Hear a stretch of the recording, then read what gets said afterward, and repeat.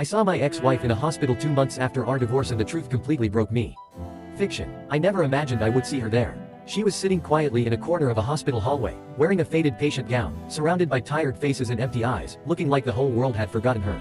The moment I saw her, something inside me cracked. Her name is Shaw, my ex-wife. My name is Kabir, I'm 34, and I work a regular office job. We were married for 5 years. From the outside, our marriage looked stable. Shaw was calm and kind. She wasn't flashy or dramatic, but coming home to her felt peaceful. Like most couples, we had dreams. Buying a house, starting a family, building a life together. But after 3 years of marriage, everything changed. Shaw went through 2 miscarriages, and slowly the house grew quieter. She stopped talking as much. Her eyes always seemed distant. I won't pretend it was only her struggle. I started coming home late, avoiding conversations, hiding behind work. Small arguments grew bigger. Neither of us wanted to hurt the other, but the distance between us kept growing. One day in April, after yet another exhausting argument, I quietly said, maybe we should get a divorce. She looked at me for a long time and asked, you've made up your mind, haven't you? I nodded. She didn't cry. She didn't fight. She just packed her things that night. The divorce papers were signed quickly, almost as if we had both prepared for it long before the actual moment. After the divorce, I moved into a small apartment in New Delhi and tried to live a simple life. Work, occasional drinks, movies alone. No one waiting at home. No familiar footsteps asking if I had eaten. I told myself I had made the right decision. 2 months passed. I was basically just going through the motions. One day, I went to AIIMS to visit my best friend Adiga after his surgery.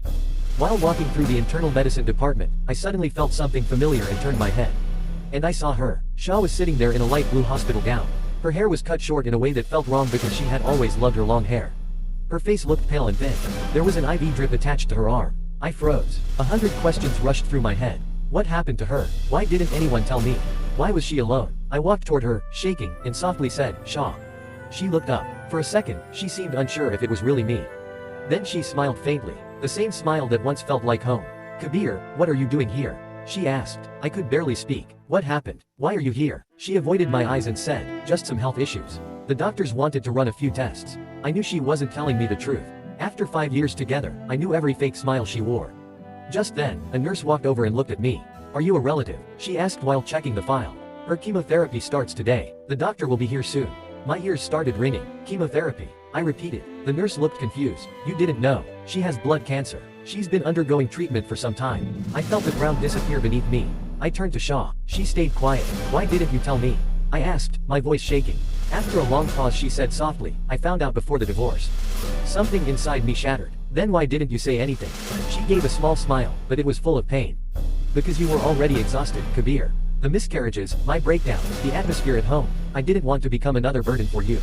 My eyes filled with tears. She continued, the doctors said treatment would be long and expensive. There was no guarantee I'd recover. I didn't want you to spend your life in hospital rooms. I held my head in my hands. So that's why you agreed to the divorce. She nodded. At least you would be free. You could be happy again. In that moment I realized how blind I had been. I was so lost in my own stress that I never saw the quiet battle she was fighting. I knelt in front of her and said, Shaw, I made a huge mistake. She looked uncomfortable. Kabir, please don't do this. It's okay. I held her hand. It felt cold. No, nothing about this is okay. You went through all of this alone, and I walked away. Tears filled her eyes. We sat there quietly while the hospital noise continued around us, but first the world stood still.